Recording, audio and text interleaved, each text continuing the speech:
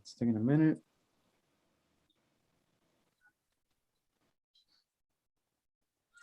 All right, we are live on YouTube officially. What's up, everybody? Season 2, episode 1, finally here. And we got our very first guest, Alex Sendejas, my brother, obviously. He currently lives in Las Vegas, Nevada. And he's been placing bets since 2009. And he's been working in the sports betting industry in one shape or form since 2014. So he's going to be talking about his experience on betting, with sports. You might be thinking, what the hell does this have to do with Raza? What does this have to do with all the stuff we've been talking about? Trust me, it is connected, right? So without further ado, I introduce to you our guest, Alex Sendejas, aka 725. Let us know who you are, man. Well, first of all, I'm glad to be on the Raza Stand podcast. I know you guys already did your first season, and you guys have been doing the lives. Obviously there's no instruction manual on how to achieve success when you go on your own. There's no like path that you just decide, hey, let me copy what this guy did, because it's not like a college career where you know the steps that you have to take. So you guys are basically taking a risk by using what I consider the most important currency, time. You guys are putting in time into this project that you guys are working on. So, to me, everything is betting.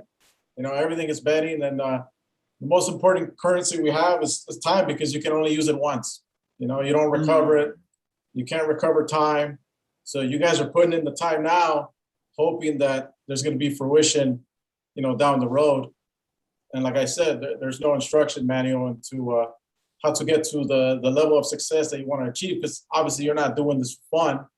It might be for fun, but there's always a point to everything. There's always a point to why you do what you do. And so I that's how we're, as far as me, yeah, I am his older brother. I've been out here for 7 years now. I graduated from college, but I only got my AA degree in Chicano studies. I was going to transfer to CSUN, and that's when I decided that I was just going to bet on myself and just take a different route, not necessarily not go the traditional route. When you're a kid, they tell you, hey, go to school, get good grades.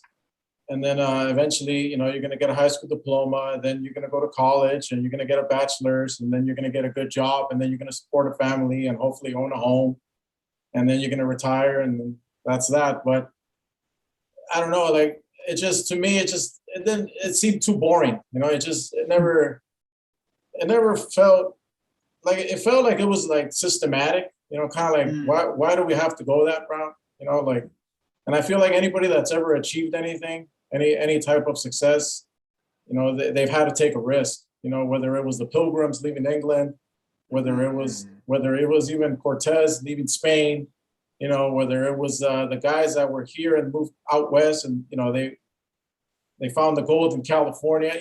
Anybody that's ever done anything, they've had to take a risk. But as far as me, yeah, I was born and raised in Pacoima. I still go back and forth whenever I have the time. I love going back home, because it's just a reminder of, where you're from. And then, I've been involved in sports betting since 2009. Back then, I was placing $5 bets, breaking guitars when I would lose. It was, you start risking a little more once you start getting the hang of it. Still got a long way to go to achieve what we're trying to achieve. Flow here is a part of a team that we designed a couple years back, and now we've been able to grow it to 3 different teams. Hopefully this football season, we get closer to what we're trying to get. I identify myself as a Chicano, not necessarily because I'm Mexican American, but because, like, living out here has been a different experience for me, in the sense that I'm not predominantly surrounded by Raza, you know, like even in my neighborhood, I think me and my girl are probably like the only Mexicans or Mexican Americans that live in this neighborhood, that at least in the apartment complex. So it's been it's been like a culture shock in a way, because in Pacoima, obviously, you're surrounded by Latinos, whether they be Mexicans or Central Americans. And then you come to realize that you're not really, like when you go to Mexico, you're not really fully accepted over there, because you're not Mexican enough. And now here, even though we joke around, with some of the guys that I know that are Caucasian, even though they're jokes, I'm not American enough, because I don't partake in golf. I don't know the golf rules. I don't like tennis. I went out golfing with one of the guys, and I had no idea what I was doing, and it's just, everybody has their own thing going. So when I say that I'm Chicano, it's not because of Mexican American. I kind of feel like I'm like the border. I'm not from here. I'm not from there. I'm from fucking nowhere. I'm from the fence. And it's like no man's land. It's right there. So that's the way I identify myself nowadays. You got Chicano. What is it? Chicanx? Is that what they call it? Yep, Chicanx. Yeah, you got that term. Yeah, but that's pretty much my background. Brown, you got some questions? Yeah, man. When was your first taste of that gambling? My first taste was when I was living in Pacoima. I placed it was an online bet with some Costa Ricans. They're still in business. They're banned in the United States because obviously they're not paying taxes. Taking action over there, but Las Vegas gets the reputation of being the capital of sports betting, but in reality, Costa Rica is where it's at. That's really where it's at. I didn't have any access. I mean, I guess I could have driven to Las Vegas, and we did it a couple times where we would drive out here in my black Navigator just to place a couple bets and then go back home. And I never won anything, but we would do it. But as far as like betting, it was back in 2009. I just randomly looked up on Google if there were any sites that would take bets, and I found some guys in Costa Rica that were willing to take action. So I started sending money to them through Western Union. It was a weird process, but that's how it started. Like you never, okay, it's like as a kid, I was really into sports, right? I was really into like football and stuff, right? Like Cowboys and all that. That was when the golden, for, like Troy Aikman was, was the big deal, and Emmitt Smith and all that. Michael Irvin, Deion Sanders, all that was good, man. And I remember that I really wanted to bet stuff. Like I was so confident that my boys were gonna win, that I wanted to bet, right? But then there was this voice behind my head that was telling me, and that was actually my pop's voice, my dad's voice telling me that basically he would always tell me about certain things, like especially with gambling, with playing bets, that siempre perdemos, we always lose. Like, why even attempt it? We're gonna lose. So that voice of him not wanting to take risks in life was always in the back of my head. Did anything like that ever happen to you? Oh yeah, I mean, actually, my first bet was in middle school. I won $20, but yeah, every time I would tell my dad, "Hey, do me a favor, can you drive me to Las Vegas? I want to bet this game." And this is when I'm like 19 years old. So legally I can't place a bet. Yeah. And I'm working, living at home. So I'm like, well, I have all this money while I'm working at Target. Why don't I try to grow it? Like I feel like this team's going to win. And then he'd be like, well, what are you, nuts? Like, why would I drive all the way over there? And then most likely you're going to lose. Casinos are built by losers, which is true. And yeah, it was something that was frowned upon at home. I mean, no one was really encouraging me to bet games, whether it be for fun, and much less Much less when I said, "Hey, I'm quitting the post office job. I'm going to Las Vegas, and I'm going to be I'm gonna take a dive into the sports betting industry with really no clue what I'm doing." Wow. Yeah, That's crazy. so he mentioned a big thing, and you know, that I wanted to bring up is risk, you know, within our culture, and you just brought it up, Ron. I mean, you said that you wanted to bet, but that voice behind your head was your dad telling you, you know what, we're always gonna lose. You know, like it seems like our people, you know, like we sometimes don't want to take a risk because we're afraid of all the negative things that can happen, and you know, like I think that holds us back as a raza Mhm. because I mean, if you look at a you know, white culture or, you know, Europeans really, I mean, like you said, they took that risk. You know what I mean? A lot of these fools left the ocean, you know what I mean? They crossed the ocean and they fucking left and you know, did some things that were fucked up at the end of the day, but they risked their lives. You know what I mean? They came when they invaded the Maya. I mean, the Maya were living in the jungle.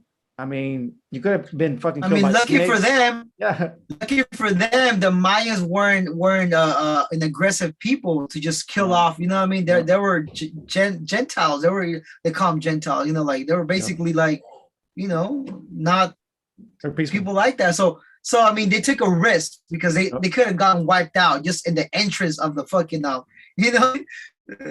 Yeah. So I Yeah. mean, why do you think that is the issue that you know that I think it's an issue in our culture? Why don't we do that? You know, as a raza, like why are we afraid to take risks, Alex? Here's the thing: when you talk about your pops, you know, the irony about when our parents, you know, try to keep us away from risky situations is that this advice is coming from the people that left their home country. Border. Yep. You know, like it's like if you have a kid. I don't have any children at the moment, but let's say you guys, you know, you guys have kids. If your kids tell you, hey, dad, I'm heading to Canada at 17 years old. I'm looking for a better life. I'm going to Canada. You're gonna be like, what are you nuts? You know, like you're not going anywhere. You know? Nah, I wouldn't say would you be nuts. I mean, are you nuts? I'll be like, what? Are you nuts? Eh? That's true. You would say Are you that. nuts? Eh? But you know, it's funny that you know our. I mean, when I look at Raza, when I talk about risk, you know, I remember being in high school, and you know, everybody's applying for college. You know, senior year, everybody's asking each other, Mm, "Hey, where are you going to apply? Where are you going to apply?" I never applied anywhere because I never wanted to go originally. mm, I had no idea what I wanted to do with myself. Being the first, high school graduate in the entire side of my mom's family. So mm. I had no clue. You know, it was like no one's telling me this is where you apply, none of that stuff. I didn't even look into it. I saw my counselor maybe once a year just for my schedule. So no guidance whatsoever. So I've always felt like I had to create my own path, you know, just because the lack of guidance. But as far as Raza is concerned, and taking risks, like I was saying, back in college, I do remember most of the seniors that you know they would tell me like, oh well, I'm going to CSUN, you know, like I'm going to apply to CSUN, uh, or I'm going to Mission College, or I'm going to Piers, and I think to me that's the problem. Like for some reason, I don't know if it's the Mexican American second generation, but we're just not willing to go out there. You know, like we're not willing to put ourselves like why not apply at UCLA? Why not apply at Stanford? You know, why not apply, you know, to the even in Arizona, like just something different, you know, like everybody wants to follow the herd, you know, like everybody Mm, and it's kind of like betting, like everybody wants to bet the same team. You know, like if yeah. it's like, oh well, you know, the Lakers are good, so everybody's betting the Lakers, and then the Suns beat them. You Hey, know, but trip out on this though. Trip out on this. My dad would preach that, right? Not to take risks. uh-huh. But this coming from parents that would religiously buy lottery tickets and put them in front of candles of La Virgen and basically pray to be able to win the lottery, bro. To Ain't that win. some shit? To win, yeah. Ain't that Yeah. some shit? Like that's why like traditional Mexican, people in general, traditional Mexican people, I don't get them, bro. I don't not they preach something and they do totally something that throws you off. Like, what the fuck? You know what I mean? Well, you know how most people are. I think in nature, I think most people just tend to be, what is that saying when they say, uh, say, what is it? Say as I Oh yeah, do do as as I I As I say, say. not say. as I do. Yeah. Yeah. Exactly. I think most people are just like that, you know, in general. But, you know, as far as Raza not willing to take risks, I mean, obviously, I'm not speaking for everybody. You know, Mm-hmm. I have a cousin that, you know, he used to work at AutoZone, and, you know, he had no clue about construction. And an opportunity came up, I think somewhere like in the Bay Area, and he has, you know, he had no family up there, you know, besides an acquaintance, and he took it, and you know, his life Mm. improved dramatically, you know, and it's not just financially. I mean, it's something that you got to think like, you know, one day you're going to be dead, you know, Mm-hmm. and you're going to have to leave some sort of a legacy, like, you know, what did you do with your time here? You know, and if you stick around doing the same thing over and over again, expecting different results, you know, that's the definition of Mm-hmm. insanity. You know, it goes back to Einstein. That's the definition of insanity. And I think with us, like our culture, the reason that I think we don't like risk is because hard work is ingrained in our brain. You know, Mm. like we're taught, like, Yep. ponte a trabajar y ahorra tu dinero. You know, like play it safe, play it safe. You Mm. know, work the overtime and save that money. You know, you never know what could happen. It's always like a negative mindset. Like something bad has to happen, so you have to be ready. Like, I mean, I'm not saying don't do that. You obviously have to save money. You know, there has to Yeah. be. You have to show why you're working. You know, you can't just be splurging on yourself.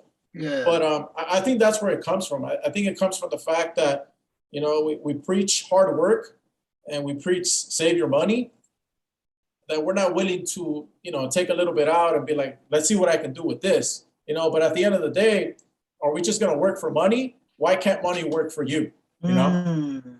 you know, and that's the only way you're gonna, you know, you're gonna improve whatever. You don't have to be rich, you know, Mm-hmm. you don't, but you can improve, you know, your situation if you're willing to take risks, and they have to be obviously educated risks. You know, you can't just be like, hey, today I'm gonna get on Robinhood and I'm gonna start buying stocks. I don't know anything about the stock market, you know. That's what happened to me. You know, so you gotta understand where you're going into. You gotta understand why you're doing it, and you have to be willing to take, you know, to take the hit when it doesn't work out in your favor. And I think our culture is just so wired to work hard, save money, and then do it again, because that's the safe play. You're guaranteed you're not gonna lose. You know.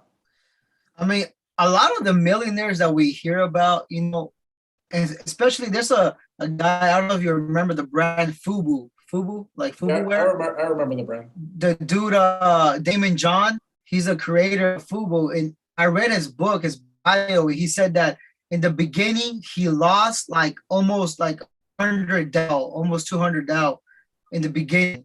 Can you believe that shit? Like, so I mean, as a Chicano, as a Mexican, bro, that would like your fucking family would disown you if you fucking like lost that much money, bro. You know what I mean? But these are people that still continued on that path because they believe in themselves, bro. They put aside all these thoughts that whatever people were saying, nah, man, you keep on fucking losing money. Why are you sticking with it? You know what I mean? So this is people that are taking risks and not no answer. I think that's what we're missing too, bro. We take no and we run with no. We're like, okay, no, it didn't turn out right. Maybe it wasn't for me. It wasn't the right time. Quit. You know what I mean? I agree with that. You know, I think that, and the other thing too is that we're not very transparent people.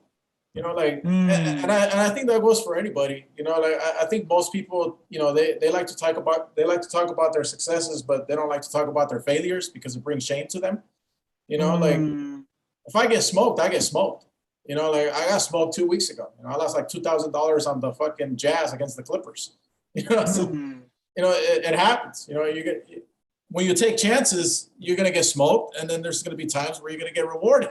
You know, mm, and it's no different than, you know, let's say you choose, you know, like you said, you know, the guy started off, you know, obviously getting smoked, you know, with every reason to quit. mm, he still continued, and eventually, he got some sort of payoff. Obviously, Fubo is now irrelevant, but it doesn't matter because when it hit, he got he got to reap the rewards, and I think that the fact that like you said, if a Mexican American or a Mexican comes out and tells his family, hey, I invested this much money into this, and I lost it all, he's going to be frowned upon. He's going to be frowned upon. Of course. And the first thing they're going to say, our culture is just bad at kicking people when they're down. Like, we don't, like, it's like we enjoy it. Like, I don't know. It's weird. Like, we enjoy it. Like, that's true, though. That's like, instead of being like, well, how do we improve this? How do we make this situation better? We're like, oh, look, that fool lost his house. Ha, ha, ha. Like, I don't get it. Somebody told me once, like, if you ever put like crabs in a bucket, they like to pull each other down. And I think that's how our culture is. Like, we have a lot of, like, I don't know, it's just very, very hating, like, like we're not very supportive. And that's why Chicano rap hasn't gone anywhere, because everybody's dissing each other all the time. Like, you can go back to Mr. Shadow, Little Rob, the guys now, and it's always the same thing. Like, oh, I'm harder than you. It's not, it's never like, how do we collaborate and make this thing go further than where I can take it by myself? And that's why I enjoy collaboration. Like I try to build. Now, if people don't want to do it, then that's fine. I'm still going to try to do it on my own. It does, it's not for everybody, but yeah, like you said, I mean, you're right about that. Like, we frown upon, losing, and anybody that wants to take a chance, wants to be different from the pack. No doubt. All right. So I know that sports gambling can be very, like, has your emotions all riled up, because you never know. I mean, I've obviously done it with you, over the last, what is it now, 6 years, 4 years, something like that. Maybe like 4 years. Want to stop doing hip hop. That was my next hobby, Brown, was to replace the hip hop, but okay. I mean, I know that for sure he's definitely more of a risk taker than I am. Obviously, he left to Vegas, and I'm still in LA and shit. But when it comes to sports, I'm like, why would you do that as opposed to, maybe like starting a business, or, or why not go to college like everybody else, like you say, or like, what about sports gambling made you want to go, like, what pick that, I guess career, or just, choice or whatever, knowing that it could be very, up and down? Well, I mean, you guys watch sports? I'm assuming you guys watch sports, right? Sometimes. All right. Well, yeah, I mean, the way I looked at it was, if I'm going to sit in front of a TV for 3 hours and I'm going to root for people to win championships, and they don't even know who I am, I'm just wasting my time, So if I'm going to sit there and watch, because I enjoy sports, I enjoy playing them, I enjoy watching them. But if I'm going to give my time to the TV, and you're going to get money off the ratings, and you're going to get money off the sales of your tickets and all that stuff, and I'm going to watch it, I want a piece of the pie too. Like why should you be the only winners? So I always find it funny when people get upset. They've got no money on the game, even if it's $1. They've got no money on the game, and they're upset that their favorite team lost. Well, I mean, they don't even know who you are. It's like, to me personally, I mean, there's nothing wrong with being a fan. There's nothing wrong with loving the game, just because you enjoy playing it. But to me, if I'm going to give you my time, there's got to be some sort of a return, because, like I said, time is currency. You don't get it back, So I'm not going to watch it. Like baseball, hockey, I don't watch. I don't bet. I'm not going to sit there 3 hours for a baseball game. Oh, Dodgers won the World Series. Who gives a shit? Like, it didn't affect me. The guys made more money. I'm still 9 to 5. So golf. I don't watch the golf. So but it's that. And as far as why I picked that, well, like I said, I'm already putting my time into it. I'm already watching it. Why not learn? Why not try to learn how to handicap it? Why not learn how to find an edge and leverage that edge and generate, some sort of profit? I mean, if I'm already putting the time into it, treat it like you can treat it like a hobby, or you can, or you can take it serious and try to find it. I mean, it takes time. You got to look into stats. You got to look into trends. There's a lot of things that come into effect. You gotta, in a way, you kind of have to be a psychologist too, because you have to know what the public is doing with their money. If ESPN is talking about a specific team over and over again, odds are the public is going to start backing that team, because people are, it's recency bias. People they like to follow, the herd. So, but that's why I picked it. And as far as starting a business, I mean, like I said, I wouldn't know where to start. So why invest in something that I have no clue how to get t-shirts made, hats made. I would have to put in the time to learn that process. And then on top of that, I have to put in the money to get it going and hoping there's a return. With this, there is no product. The product is my mind. If I'm right, or if I do enough, I mean, everything is 50-50. You can flip a coin and get the game right without doing any research. Well, I will kind of differ on that, bro. I will kind of say that there is a product. The product is your strategy that you can implement into some kind of a pamphlet, something on writing, where you can kind of put it out there as a product and as an exclusive product. Like if you want to learn from you, from what your strategies and how you're doing it, like how you're looking, because like when you do what you do, you have to look at it at all angles, right? You mentioned like you're listening to ESPN, so you're listening to what they're talking about. Who are they talking about? Who are the main players to watch out for, and who got injured? If a certain person got injured, then that means that team might not fully be up to par against this other team, right? So is all this you got to look into, but someone that's just getting into the whole betting to sports, they don't know where to start. So a guideline would be good, and that's what you can offer, some kind of guideline as to your strategies. Yeah, I think you make a good point with that. As far as you could turn the experience, the knowledge into a product. And there's people that do that. There's people that sell books on how to bet sports. You know how they have like how to fix this for dummies type of thing. Okay. At gambling stores out here, they'll have those books. And again, the reason that it's obviously not as big is because it's only been legal in multiple states maybe for like the last 2-3 years. Before that it was just centralized here, unless you were doing it illegally with a bookie on the street, or if you were betting offshore with the Costa Ricans or even in China. But as far as creating a product, that would be something down the road that I would probably consider if I get to reach a certain amount of success where you can back it with success. Because there's a lot of people that they sell strategies, they sell games, they sell picks. Steve Stevens. And they're just basically playing the customer. They know there's a lot of people. There's a lot of people that don't know better. So these guys, they know this, and just like in any industry, they prey on the innocent. And that's something that I wouldn't want to do that unless I know that I have a resume that says, well, look, this is what has been accomplished. As far as the either the wins or certain contests they have out here. If you can build up a resume, then you can have some sort of backing. But yeah, there's a lot of people that prey on rookie bettors, and it's just horrible. So that those people have given that created a product kind of like a black eye, because now there's a lot of doubt, like, oh, is your stuff legit or are you just playing me? Yeah.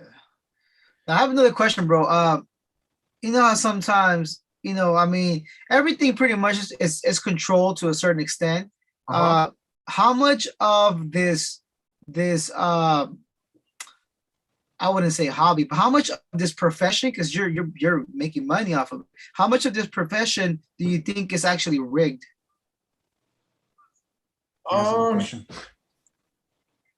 Honestly, I think that's a misconception. As far as games are fixed, a lot of people say that, but the reason they say that is because the point spreads, and which is the line for the game. For those that don't understand, it's basically when they say, "Oh, Lakers are going to win by 7 today," according to Vegas, and they end up winning by 6. So then those bets lose, and then these guys start yelling, "Fix, fix, fix, fix." But the reason that what they don't understand is that these algorithms that are being used to create these odds, they have data that dates back to, I mean, you're talking about at least 30, 40 years, So it's kind of like this. You have a routine in the morning, right? I assume. Mm-hmm. If I watch you every day for 2 months and I log everything you do for 2 months in the morning, I'm going to be able to predict what you're going to do that 3rd month in the morning at a specific time, what time you're going to get breakfast, Eventually, I'm going to have it down. It's going to be sharp enough where I'm not going to be on point, but I'll be like at 7:15, this guy likes to brush his teeth, and you might do it at 7:16, So if I watch you long enough, I'll get you down to a T, because everybody has a pattern, like people are creatures of habit. People are creatures of habit. This guy wakes up at 8, whatever. So, and that's what people don't understand. Like when they bet games, like, yeah, this game never happened. It hasn't happened in the past yet, but plenty of games with this particular situation have occurred. Like when the star player gets injured, a lot of people rush to the window. Oh, I want to bet the other team because LeBron is out. LeBron is out. Let me bet the other team. And then the Lakers end up winning, and they're like, "How is that possible? LeBron was out. The game is fixed. Blah blah blah." No, usually that actually happens when the star player goes down that first game. Usually the team tends to rally and steps up more, knowing that their star guy is out, so they play harder. And then the next game is when you see the level of play just come down, because it's a psychological reaction to, oh shit, our dude went down, we got to step up. So when you see it, when you've seen this happen long enough, you start picking those spots and you just bet those spots. There's a lot of calculating that goes into it, bro. It's crazy. Yeah, I mean, there's a lot of work there's a lot of angles to it. There's a lot of learning that I have to do. I mean, even now, before this call came up, I was working on a spreadsheet for like, I don't know, at least 2.5 hours. So getting ready for the NFL season, and we're in July, but a lot of people think, oh, I'm just gonna, my brain's gonna pick a winner. Yeah, it can, it can 50-50 chance, but long term, you do it long enough, you're gonna get smoked. I mean, the casinos were built by losers. Yeah. So I have I guess like a segue. I mean, obviously this is something you love to do, so much that you got me into it, because I was totally against it when he first started doing it, but he convinced me with the math, man. I have a little story to share. I mean, once we went to Vegas, it had nothing to do with sports betting. It had to do with roulette. And he had like this whole math thing, down and shit. And he convinced me. He's really good with that too, with convincing you to do something, I am his younger brother too. That's probably why too. It helps out. But I remember he had this whole thing planned out. And then we went, and then we fucking lost pretty much all the fucking money, bro. Like, and it wasn't even like 9 o'clock yet. And like we had no money and shit. And I was so pissed off. I remember I told him, I was like, bro, like, you like to fucking gamble and shit? Let's fucking gamble with the Lazo and fucking take off and shit in the middle of the night. But nah, like what I wanted to say though was the segue to the next topic. Obviously, you're doing this and you love doing it, and you see it as a way to make money and to make a living, right? And obviously a lot of our listeners, a lot of our followers, are stuck on that victim mindset where, hey, we can't get up, because the system's against us, like people are racist against us, cops are going to pull us over and we can't do shit.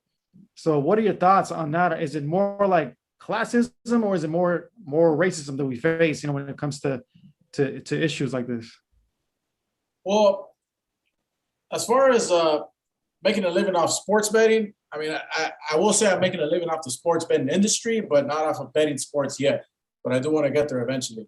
But as far as, the industry is basically paying my bills, booking games and stuff like that. But as far as talking about, classism and racism, here's the thing, like living out here, my eyes were opened completely to classism.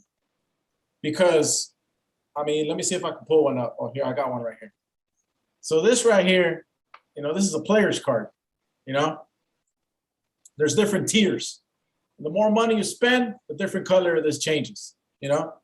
You get rewarded for betting, you know, you get free buffets for getting smoked, you know, so, but this right here is the ultimate sign of classism.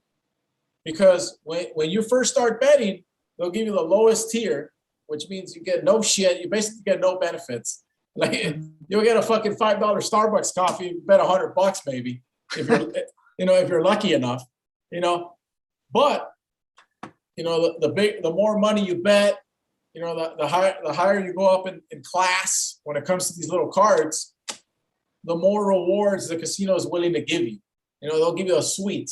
You know, they'll give you free steak dinners. You know, so you start seeing it. You start seeing it, and it's like when I used to work inside of the casino. You know, because I've had to come up through the industry.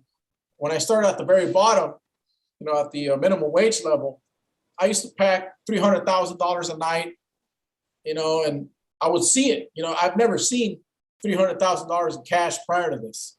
You know, you hear about it. Oh, this guy, whatever.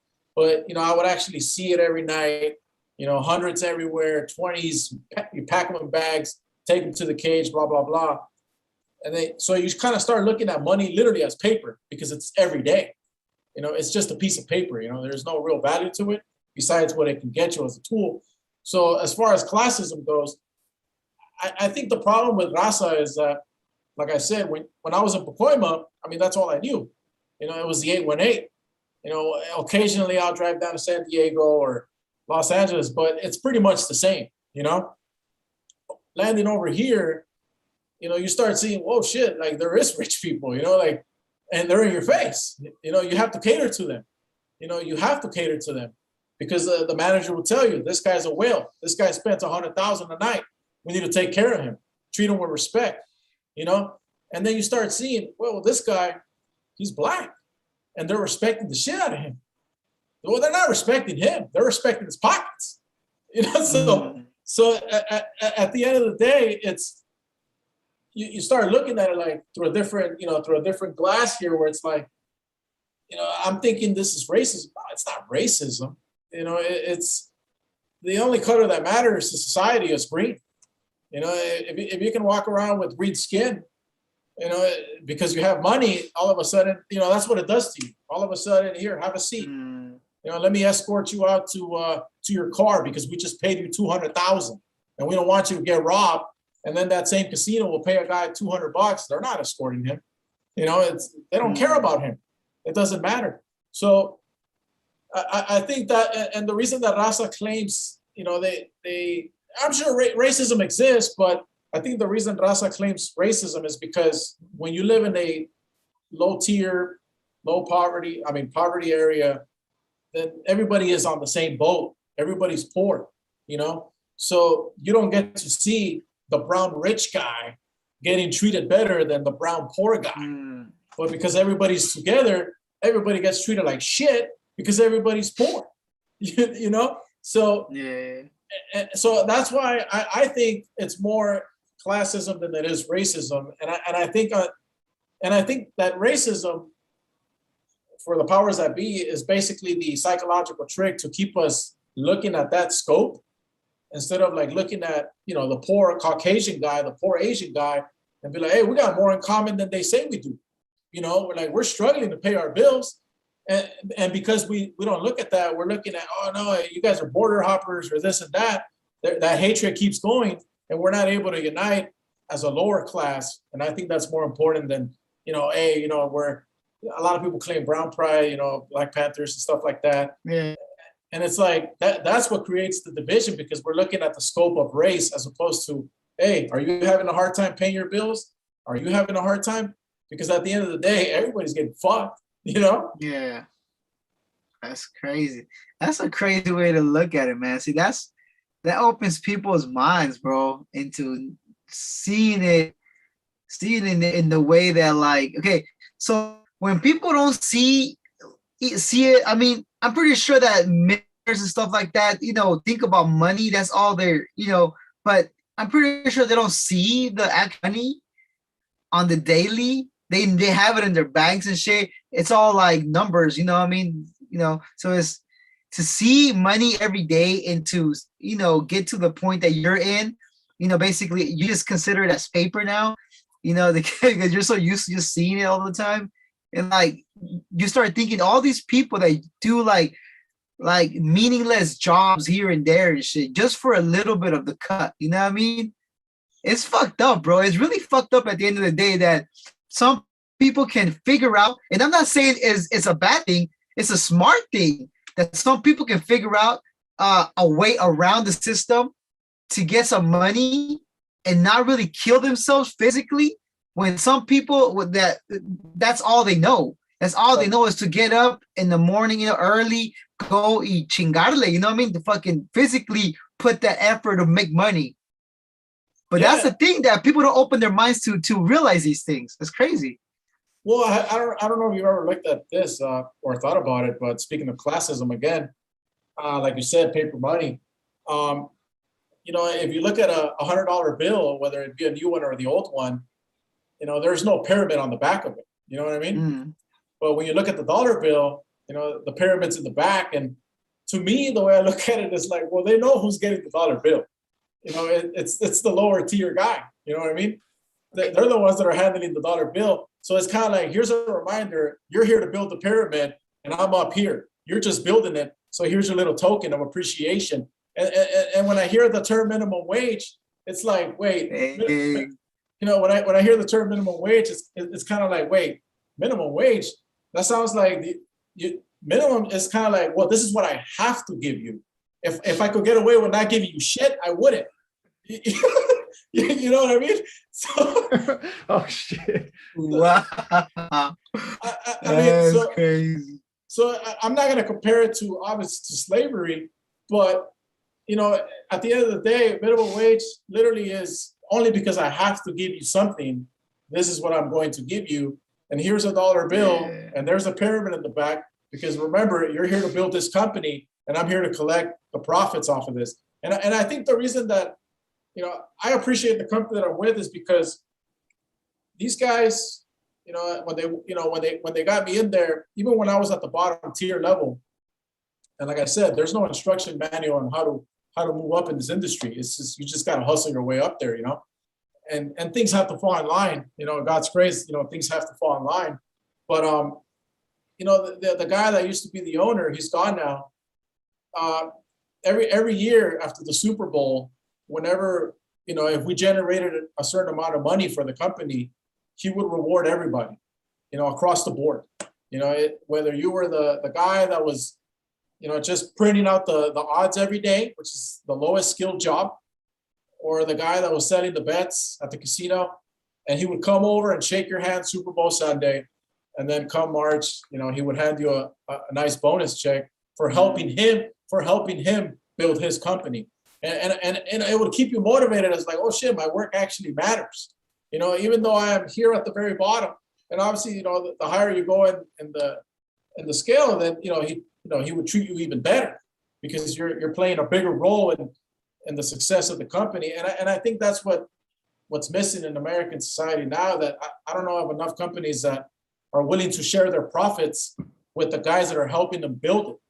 The guy would even offer like stock options. Like if you wanted to own a piece of the company, you could on your paycheck you could say, hey, this much for the stock option, and it gives you pride in working for it because it's like, well, I'm building this and I get to reap the benefits if we succeed, as opposed to working at fucking Walmart. Like here I am. I remember working at Target and I got in trouble. Speaking of classism. The manager came up to me, and this is when I was a hardcore Chicano. I was revolutionary younger. Shit, bro. And how they have these credit cards, but for Target, right? Oh yeah. So I was working there. It was a summer, college time, and they would ask us in the orientation, hey, when you guys greet a customer, always introduce the Target red card because we want you guys to promote it. So you guys can, get these people to sign up. and it'll bring more business to Target. So I'm like, well, am I going to get anything from that? Like, because as far as I know, I applied for cashier. I didn't apply for salesman, So, so I'm here to cashier, and I'm here to check people out and send them home. That's my job role. So I didn't do it for a whole month. I wouldn't do it. And then management came over to my cashier lane, pulled me to the side, and they said, hey, you have 0 applications. You have yet to turn in 1 application. This is in Burbank. There's a lot of traffic there as far as the customers. And I'm like, yeah, I haven't asked anybody on purpose. And they said, well, that doesn't make any sense. You're trying to get fired or what?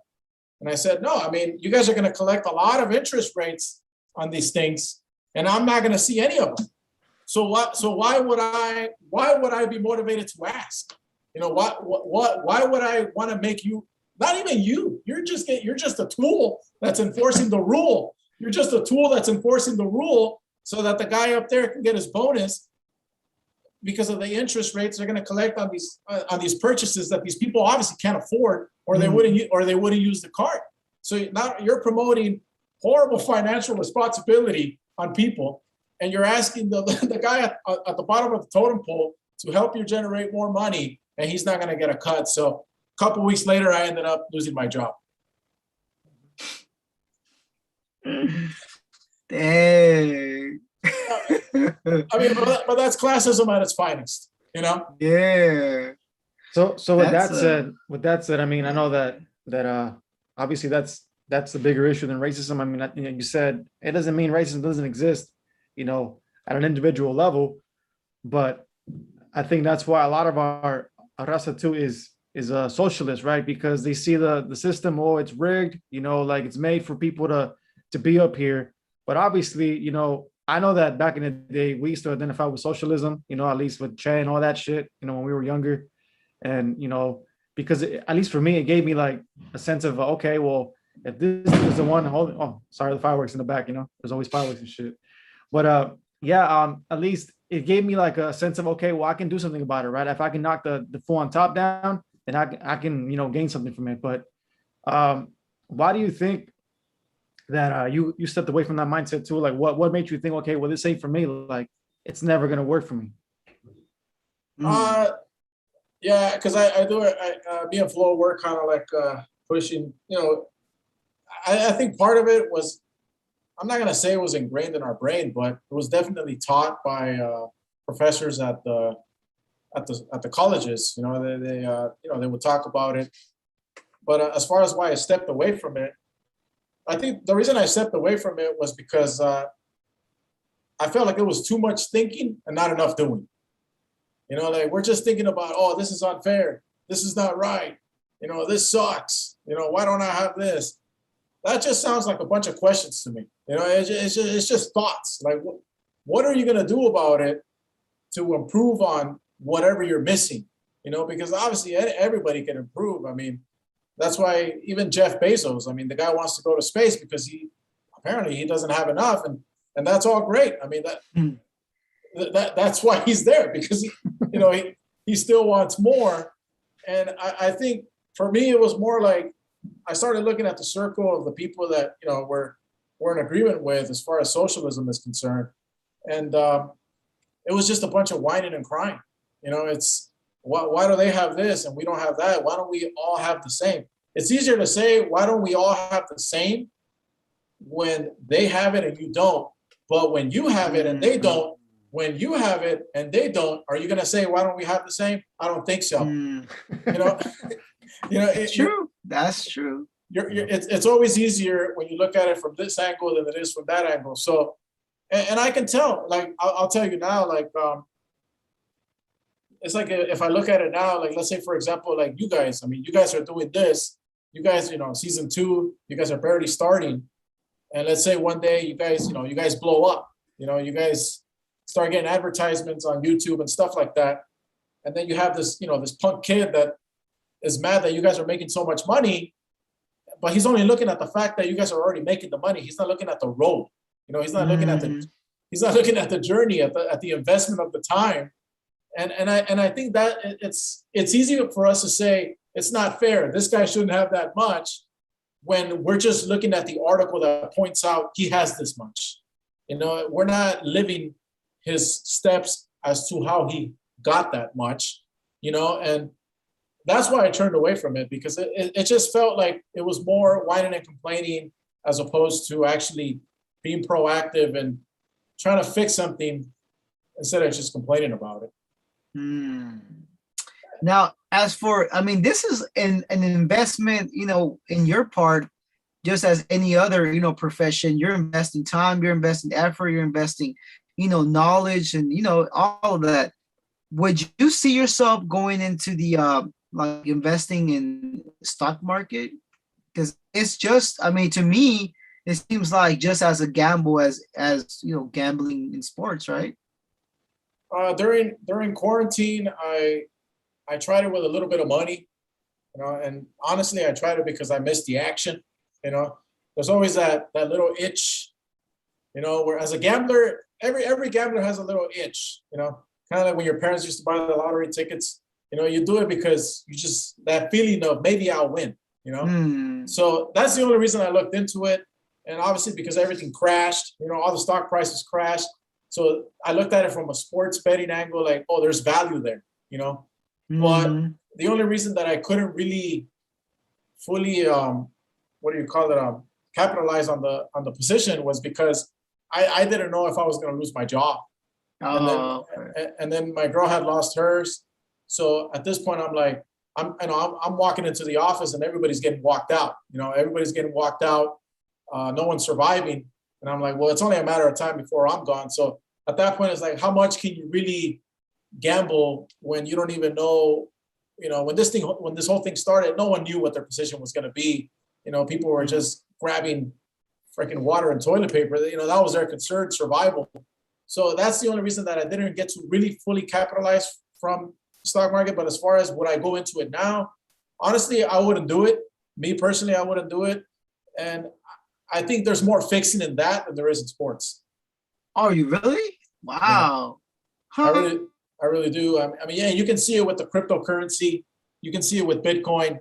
You can see it. You can see it coming when, you know, how is it possible that a guy goes on Twitter, Elon Musk, and he'll say something about Dogecoin to the moon, and the next day all his followers will buy Dogecoin, move the stock price up, or, you know, the crypto price up, and then when he dumps it, you know, it just comes down.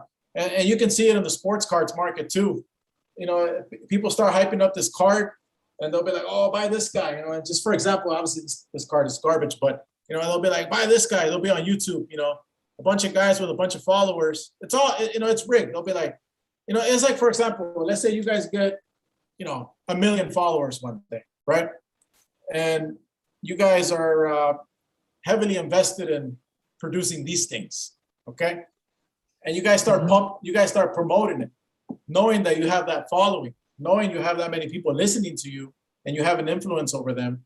So they're gonna rush. They're gonna go buy the stuff. You guys, let's say you guys bought it before the rush because, you know, that's why you would promote it. So you bought it. For a better example, let's say you guys own 50 of these cards, right? You own 50 of these cards. You guys bought them at $5 a pop. You guys have this big following. You start telling people, hey, buy this, buy this. So there's going to be a rush. There's going to be a demand for this particular card, and it's going to drive its price up because of the demand. And because you guys already had them and you guys are pumping them, then when the demand is at its peak, you guys are going to be like, sell them, sell them, sell them. And you're going to sell them at the peak. And then when there's no buyers, bam, here comes the crash. And I feel like with the stock market, they do that all the time. Like, you know, and this is why the news, it plays with the public. They always talk about a stock doing good after it does good. They never tell you when it's going to do good. You know, they tell you AMC popped, GameStop popped, so that you can go over there, put some money in, buy it at the peak, and then they sell it off. And then the guy that bought it before, you know, he cashes in, you're holding the bag, you got smoked. You know, so I feel like that's more rigged. Wasn't that what happened with GameStop? Something like that? With GameStop, it was a little different. It was basically they actually flipped it on the rich guys, you know, which it was nice to see.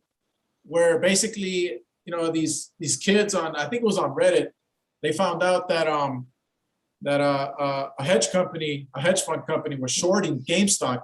So they were actually betting on that stock price to tank. And these guys were like, well, so it doesn't tank, let's all buy it. So it goes up and they get screwed. So they flipped the game on them. And that's when Robinhood stepped in and said, oh, no, you guys can't do that. The game was rigged against the poor people, but they didn't like it when they rigged it back against the rich guys. I got to say is fuck Robinhood. Yeah, Robinhood. I heard a lot of bad things about that app, bro. A lot about that shit. I gave it a new nickname after that. It's called Robbing the Hood. Yep. Yeah, man. Now, in the same aspect as Robinhood, is there any type of app where you can do gambling or bets with sports? If you live in the state of Nevada, there is. Every casino has an app. So like you could download the MGM account, you could download the Westgate account, Caesar's account. Cool. But you can only use it while you're in the state. So okay. So let's say like when I go home and I visit California, none of the apps turn on because of the GPS, But now, like if you go to New Jersey, they have their own apps. Montana just started doing sports betting. Plenty of states, Iowa, they're starting to legalize it because they need the tax money. All of a sudden, this is the other thing too. It was frowned upon, by the government, like, oh, this is bad for you guys. We can't legalize sports betting. But all of a sudden, they get their hand in the cookie jar. Oh, let's legalize it. Let's legalize it. It's kind of like the same thing that happened with weed. You know what I mean? Yeah. It's like as long as the feds get their hands in the cookie jar, it's fine and legal. It's kind of like prostitution. It's illegal for a girl to go sell herself, whether if it's by force. I mean, that's obviously completely wrong because she's being pimped. But let's say she decides that this is what she wants to do. She wants to generate money off of her body for whatever reason. I'm not condoning it or saying it's wrong. That's her choice. That's wrong because she's not paying any taxes, but she can go shoot a movie at, in Porn Valley in the 818. I mean, what a joke. I mean, Taxes. I guess as long as you have that tax form, anything goes. You know what I mean? Go ahead, sleep with 12 guys today, as long as they're paying taxes on it. That's all that matters. Uncle Sam approves it. Uncle Sam approves. As long as he gets paid, Uncle Sam approves. Yeah. Same thing with sports betting. Now, California is supposed to be getting sports betting. You guys are supposed to be able to bet sports, but the problem that they have over there is that the court doesn't really know which way they're going to lean because Native Americans, how they have the Indian reservations. Mm-hmm. So those guys, they say, if you guys legalize sports betting, it's going to have to go through us. Because according to the contract that you guys made with us, anything gambling goes through us. So then, but the state wants the revenue. So they're like, no. We need to have it. We need to have it, because we need the revenue for schools. They always want to sell it. Like we got to help communities, stuff like that. But then you got the racetracks, where the horses run. Anita. Yeah, well, they're dying. Like people are not going to the racetracks anymore.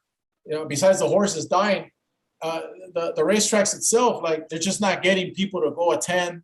Nobody likes to sit there, wait half an hour to bet a horse to run for like 2 minutes, and then the bet is done. You got to wait another half an hour. So they're saying, well, the only way we're going to keep these tracks alive is if we legalize sports betting and you give it to us.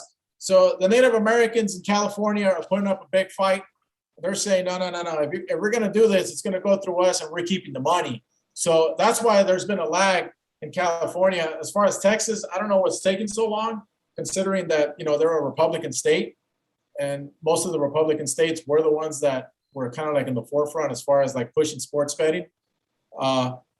So I don't know what's taking so long there, but those are the big cash cows for Las Vegas. Even though it's legal everywhere, where it's being legalized, the money still flows through Las Vegas. Like me personally, even though I'm here at work, I'm taking bets for the state of Rhode Island. So all that money that's being bet over there, it's actually coming over here, and then it gets split amongst the companies that are in the sports betting industry over there, and then with us that are booking the action. Hmm. I think the whole Now we Texas talked thing, about. the whole Yeah, my Texas bad. Go ahead, thing, Flo. yeah, the whole Texas thing. I think it's because a lot of people who are moving to Texas are voting Democrat. That could be another reason why they're maybe don't not passing the legalizing gambling there. I mean, that could be a theory. I don't know why, but It's definitely holding back. I mean, those are the big fish, though. Once those come on board, I mean, if it's booming now, it's only going to boom more then. And the interesting thing too was though when we had the whole quarantine, uh, people's betting habits increased. I think it was because they were getting a lot of stimulus money, and since they couldn't go anywhere, they were just betting. It was just like, well, it's free money. There's nowhere to go. Might as well bet. Bet ping pong if I have to. what was your question, bro? Now I was gonna say, so shout out to the people on the live on the chat. Oh, shit. Ricardo Lozano and Cindy. I think she's your family Yeah, member, right? sister. Cindy? Yeah. Sister. Yeah, Yep. sister. Okay, yeah. Shout out to people in the chat. Yeah. That's what's up, man. That's what's up. So, I mean, you mentioned the whole quarantine thing. You kind of brought it up a little bit with the whole, classism and whatnot. So, and you kind of brought up the whole division, right? I feel like during the quarantine or during this pandemic, we were really, really divided. I mean, if anything, it was a chance for us to come together. And I mean, they kept saying, we're all in this together, but we were never really fucking wearing it together because of so many differences. I feel like we're more divided now. And why do you think that is? As far as people, as a country, or Raza? I mean, people, Raza, I mean, everybody, I would say. Well, I mean, they preyed on our differences. They preyed on the fact that some of us, like even now, I'm going to make a prediction. I mean, I can't bet on this, but I wish I could because I'm sure I would get paid on it. But I'm pretty sure that come a couple months, the mainstream media is going to really divide us by promoting that we're going to have rising cases in coronavirus or Delta variant, and they're going to blame the unvaccinated, such as myself, and they're going to say, oh, because of them, this is not getting fixed. So and it's messed up because they did it with the masks. When they said, oh, you don't have to wear one, you do have to wear one, and then the people that wouldn't wear one, they would get yelled at by the ones that would wear one. And then you have the guys going to the beach, and they would get arrested for going to the beach. It was just, I feel like they just preyed on the fact that they know that people have different beliefs. Some people believe in total freedom, the ability to choose for themselves, even if they get wrecked. I mean, at least they chose, and you have these politicians that, I don't know, like I always felt like if you're going to be a politician, there's got to be something wrong in your head because you obviously feel that your ways, are best for everyone. Mm. And I think you have to be a little psychotic to say, I want to be a politician, because you obviously believe that your ways are going to solve everyone's problems. I don't know. And I think that's what happened with quarantine. And as far as, classism and racism, again, I mean, I don't know how you guys feel about this topic. Like, what do you make of the, like Brown, this question's for you. What do you make of all the money printing? As far as like unemployment checks, stimulus checks, and now they're going to be giving people like $300 per child or something like that. What do you make of all that? Isn't it devalue money, bro? Eventually, we're gonna pay up the ass for taxes for just regular items. They're gonna up everything, bro. We're gonna be in deep shit pretty soon. And the reason I was asking is because, again, it goes to classism. I mean, obviously, the people that were laid off in the beginning, they were afraid because they didn't have their jobs, and then some got ecstatic when they were getting their $600 a week, and then it got extended to $300 extra. Like, oh, why go to work? This is great. I'm getting more money than I was making when I was working at McDonald's or whatever. And they were happy. They were happy because they were finally seeing money. But here's the thing about classism and racism again. That whole move to us, I mean, I don't have enough money to move my money into like gold or real estate or anything that's a real asset. besides paper. I don't have that kind of money. And the thing is, like, these guys that are, at the top of the pyramid, they do have that kind of money. So this money printing is not even going to affect them, because what they're going to do is they're going to grab all of their paper dollars and they're going to say, let me place them in gold. Let me place them in real estate. And what are we going to do? We can't do that. We're not going to buy fucking, 15 coins of gold, for $30,000. So what's going to end up happening, as far as classism, racism thing, you're going to have all these one percenters moving their money into these real assets that are going to appreciate over time, while we're stuck with our savings accounts. And now our money is being devalued. And some people don't even understand what that means. But all you got to do is look at the gas station. Let's say you have $10,000 saved in your bank account right now, and you're paying, I don't know, $5 per gallon. Well, you actually have less money, even if you have the same amount of money that you did a year ago when gasoline was $3 per gallon. And I think Raza doesn't understand that. Like, I think that's another problem with our culture. Like, we're not really taught how money works. We're just taught, go get the money. It's like, it's just point A to point B. Go get the money, put it in the bank. That's it. It's L-shaped. Get the money, put it in the bank. There's no, like, it's like I was telling my brother, like, imagine our parents back in the 90s when their economy was booming, when they were working overtime and everything was good in America. Imagine, instead of saving $300 per paycheck, if that's what they were doing, they were buying an ounce of gold at $300, because that's how much it would cost in 1990.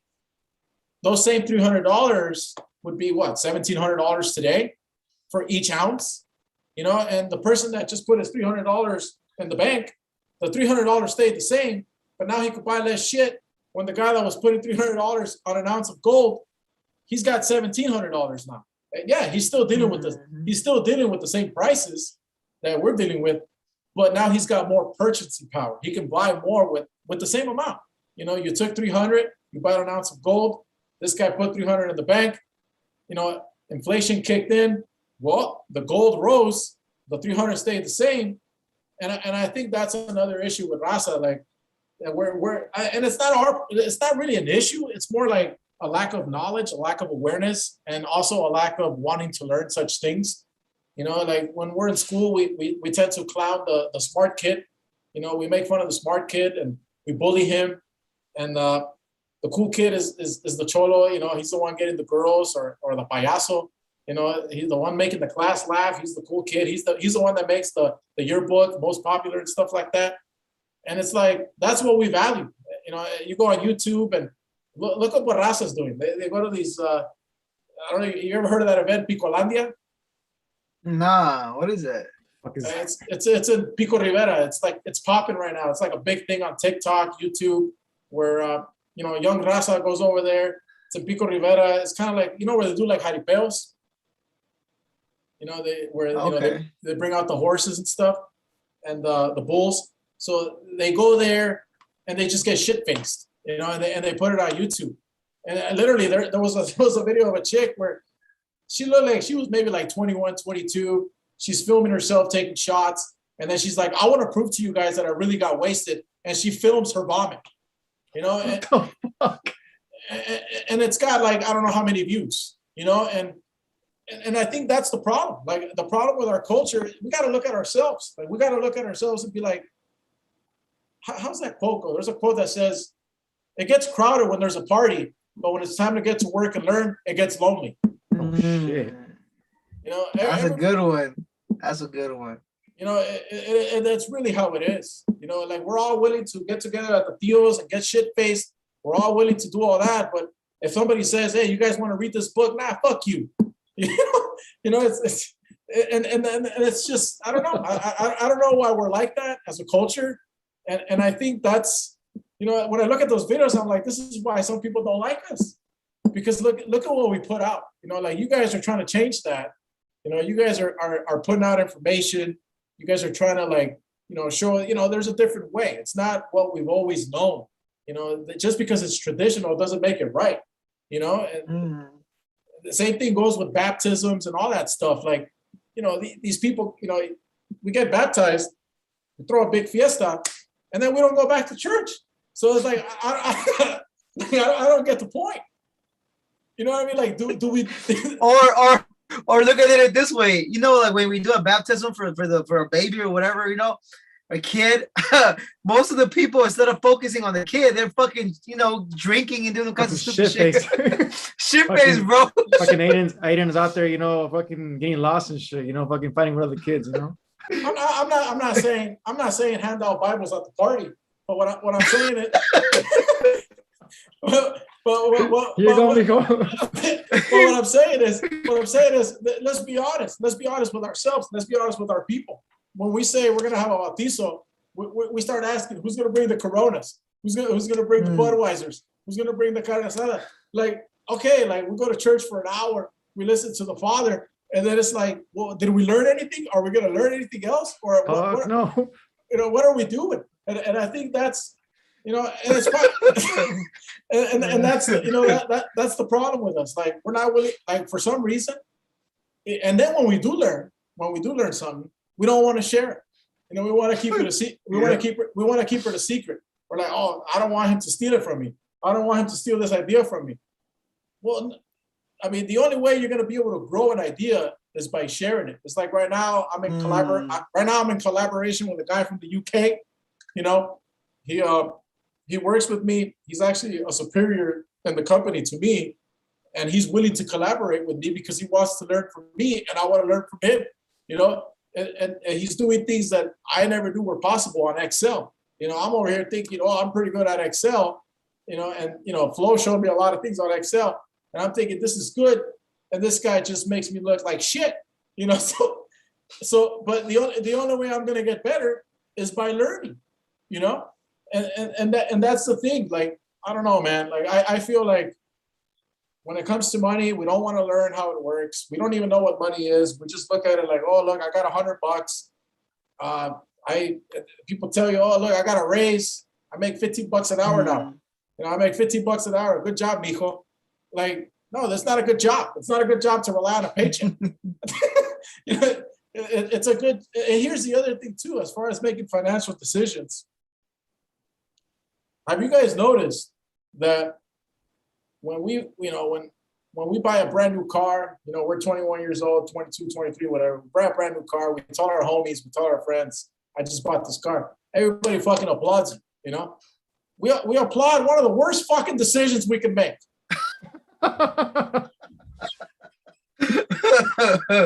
Yeah. Like we get excited, and then there goes the next guy, because no quiere que lo pantallen. He's like, oh no, I got one too, homie. Like, look at me. I pull up on this one because he just saw his homie buy one, so he don't want to feel like he's being left behind. So now he's got to go pull one up. So it's like he's only doing it because this fool bought one. It's like, I want to get one too. And it's like, as soon as you buy the fucking car, it's worth less when you drive it out the parking lot. And we don't even think about these things. I feel like I set myself back years when I bought my first car. Fucking $30,000 gone to shit. I don't even have the car anymore. Worst decision ever. So I do think we need to do a better job looking at ourselves in the mirror as far as a lot of things. I just want to go a little bit back. So the whole thing with Picolandia. You got stuck on that, huh? He likes Islandia. With the girls. I was just thinking that, is it not maybe a Latin X type of thing? Probably, bro. No, it's not. It's. God X, bro. No, it's a God. I mean, Picolandia, from the looks of it, it's more like a paisa team type of thing. Where dudes show up with championship belts. And the cowboy hats. With the big ones and Villas, yeah. I mean, I'm not disrespecting the culture. I'm just saying, but I feel like we take, like you said, with Picolandia, I just feel like, I don't know, we take like this guy, Flo himself. He used to get shit faced, and it was like, oh, how many beers can I drink today? And it's like we take pride in, oh, I drank 12 and I vomited. Like, but see, let me get this perspective, bro. See, but that's because we glorify it that challenge, right? As like boys, right? As like, oh, these are my boys. Like, we're gonna do this because that shows that we're tough. We can hang. We can, that's the carrilla. That's the challenge that we give each other, right? But if we were to give each other the challenge, how much money can you get off of doing this right here? How much money? How much can you get back from this investment? Oh, let's challenge ourselves doing this. You know what I mean?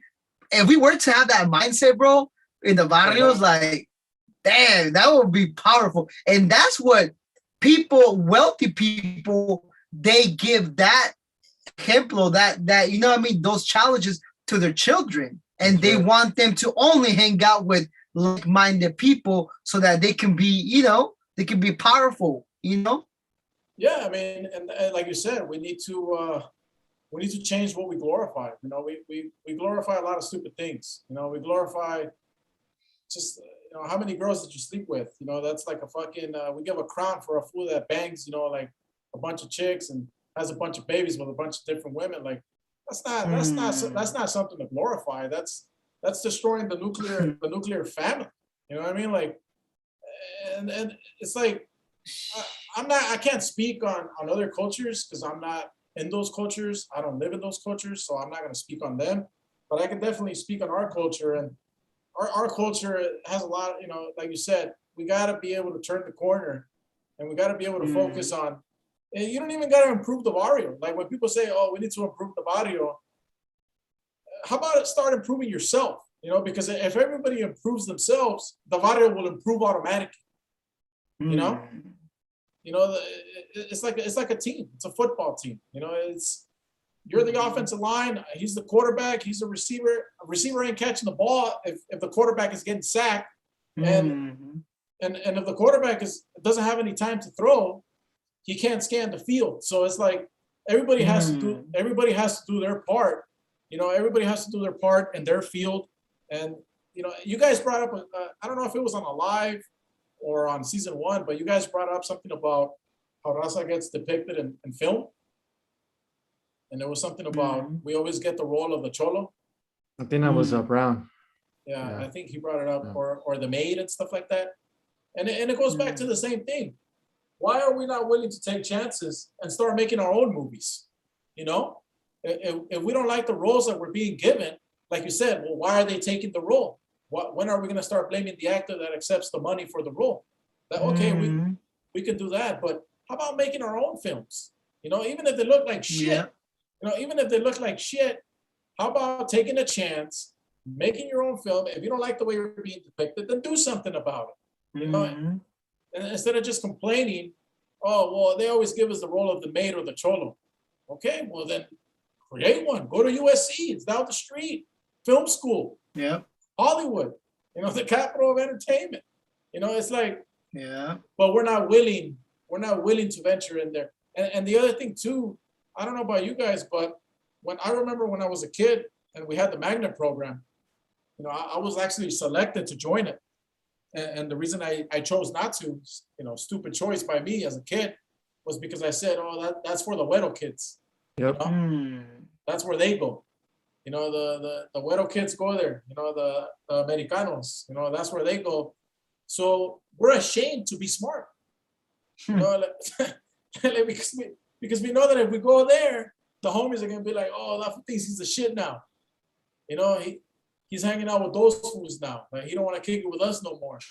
And let me tell you a story, bro. Let me tell you a story. So as a kid, before I started hanging out with like thugs and shit, I would like always be reading, bro. Like I used to love, I still love reading, bro. I have a bunch of books that I love. And I remember that I was so into reading like Stephen King shit, things like that. And I had a little book collection in my room, right? And I remember in the time when I was hanging out with thugs and shit, with like, homies, they came over and they were like, hey, what's up with those books? I'm all like, nah, the school, they gave them to me to read. Fucking assholes, they gave it to me. Fucking assholes. I made it seem like it's a crutch, you know what I mean? Yeah, like it's something that I didn't, like a burden on me and shit. You didn't See, choose that's it. what I'm saying. And because of that fucking mentality, that dumbass mentality that I had to lie to look just like them, like some idiots, you know? And that goes back to what this whole episode is about: risk. You gotta be willing to risk. Risk. You gotta be willing to risk your reputation with the homies to improve. You know, you gotta be willing to risk your reputation with your family, you know, to get something done that's never been done. You know, because you gotta get comfortable with the uncomfortable. You know, and it's not easy. It's not easy having to take those chances. Like you said, I mean, let's say you were a weak-minded fool. You know, now you're gonna stop reading because you really don't want these guys to think, oh, I'm a reader. You know, Exactly.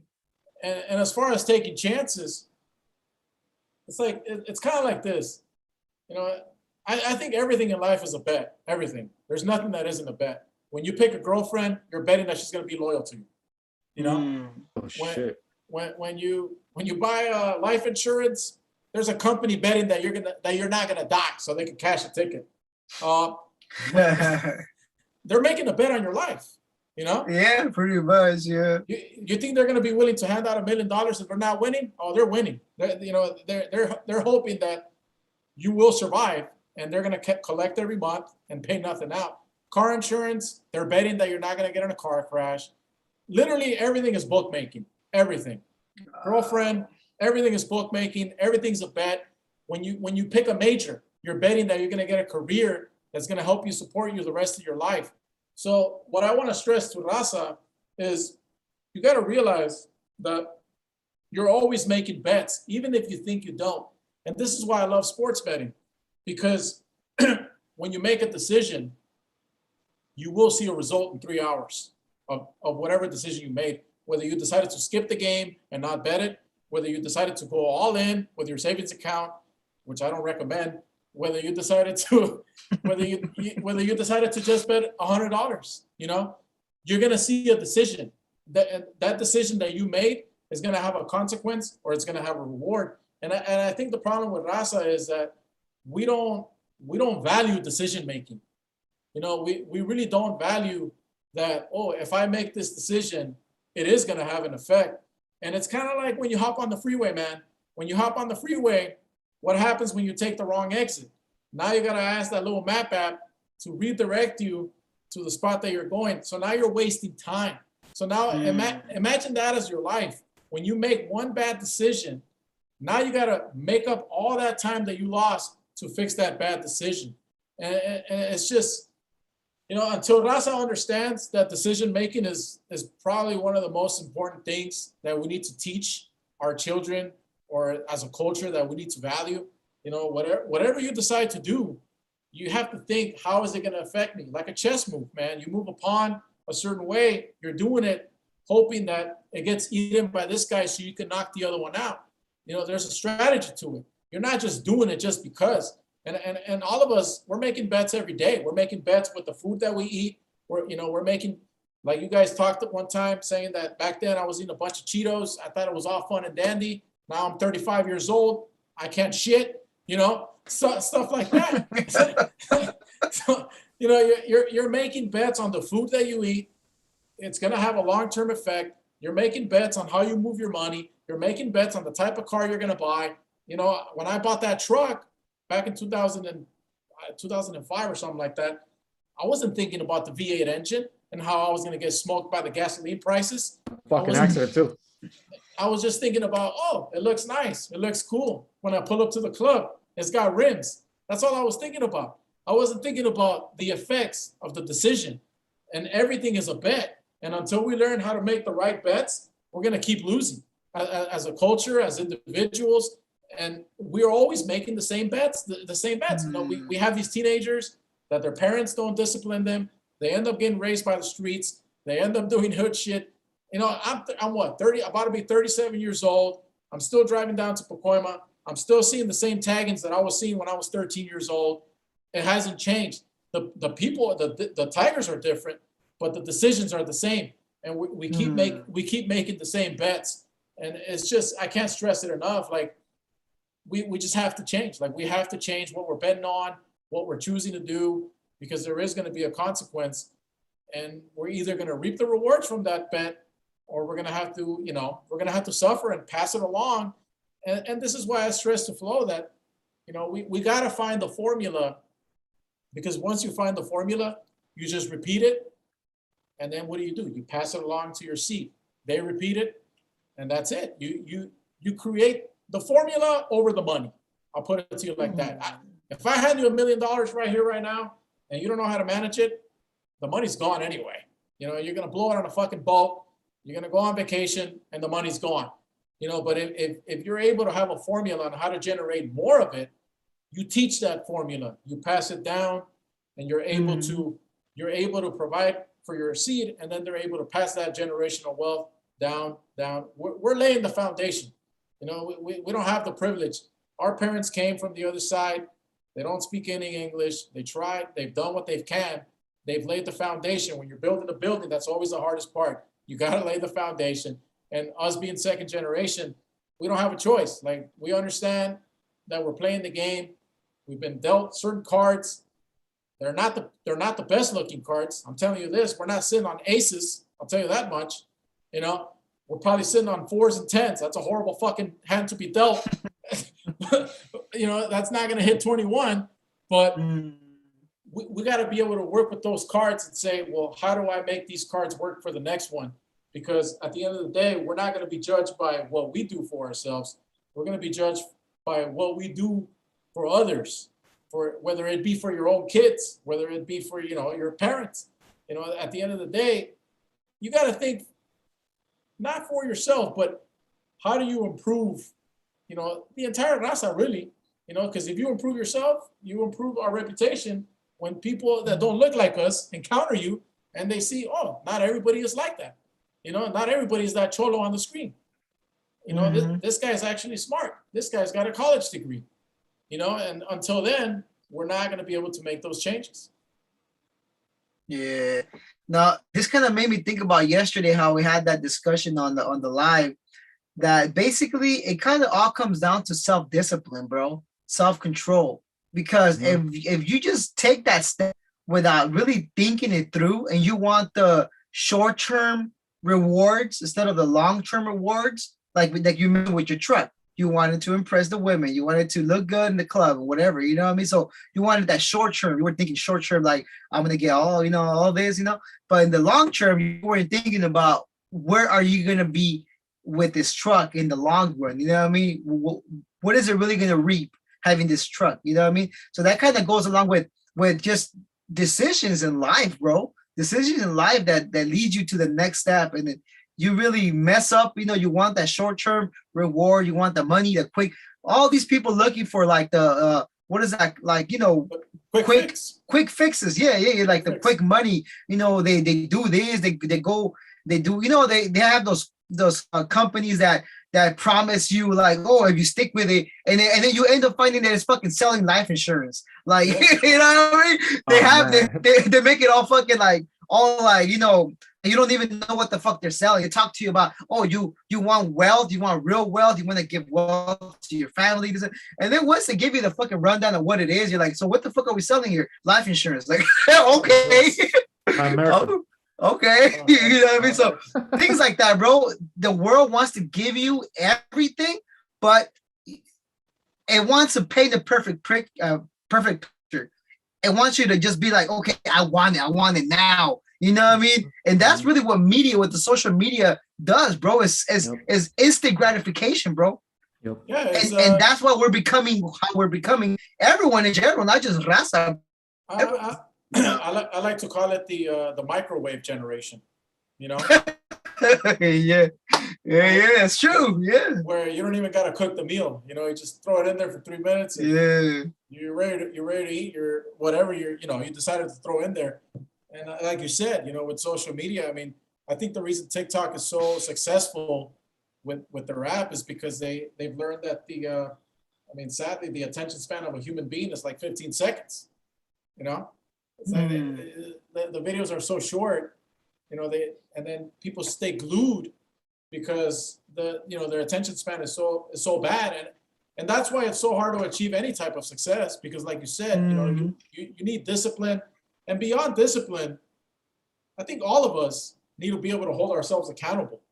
you know? Mm-hmm. You know, because we got to be able to say, look, I fucked up, you know, whether it be to yourself or to your coworkers or to whoever. Everybody's trying to find a way out, and everybody wants a quick fix. Like you said, you know, they don't like. There's no such anything that's too quick and too good. It's probably too good to be true, you know. And I see it every day in sports betting, since it is a podcast about betting. You know, I see it every day with these guys that, you know, they'll come in, and I kid you not, you know, their bet ticket looks this big. You know, this is a receipt from the post office, but it looks this big because they'll put like 20 teams on there. You know, Shit. You know, they'll bet $5 on 20 teams because it pays $1 million. You know, oh, here's one actually. Here's a real one. Here's a real one right here. This is an actual bet somebody made, right? I mean, look at all these fucking teams, and they put, you know, $10 to win $50 because these teams were supposed to win. Well, one of them lost, so the whole ticket went to the trash. You know, so you know, so and that's how they, you know, they lure you in the same way in the industry over here. You know, they promise you riches for small amounts. Did you guys know that our number one moneymaker in Las Vegas is penny slots? What the fuck? You would think, you know, how do they make money off of this? You know, well, penny slots are the number one moneymaker in Las Vegas. Why? Because everybody runs to that machine thinking, well, I only got to put $1 and I get 100 spins. Yeah, you're gonna lose 100 spins, and then you're gonna put another $1 because, you know, you get to sit there, and then here comes the cocktail waitress in her little skirt, brings you a little free drink on the house. It's free for a reason, so you could stay sitting there and put more pennies, and before you know it, you're $100 in. You know, you're $100 in, and you didn't win anything. You know, you didn't win anything. Vegas, I gotta give them credit. It's the only place that can fuck you out of your money and send you home with a smile. You know. You know. Wow. You know, and no one else can do that, but this city can do it. We can fuck you out of your money and send you home with a smile. That's how good we are at taking people's money. You know, and then you'll go home and wait. Obama kind of did that. Oh man. Well, with the health insurance? With just a whole fucking bamboozle that he did and shit. Hey, it's all about hope. Hope sells. Hope sells just like sex. You know, they both sell. They both sell the same. Everybody wants to be told things are gonna get better. Hey, sometimes you gotta be told shit ain't gonna get better until you fucking do something about it. That's right. You know. but everybody wants to be told. Everybody wants that pat in the back. Sometimes you gotta get that smack in the back, on the back of the head. They want that trophy for losing. You know what I mean? You know, and hope sells, and that's why these penny slots sell. That's why these parlay tickets. You know, Vegas is never going to go out of business. We're always going to have another 21-year-old sucker getting ready to get rich, getting ready to bring his money and say, I'm the one that's going to do it.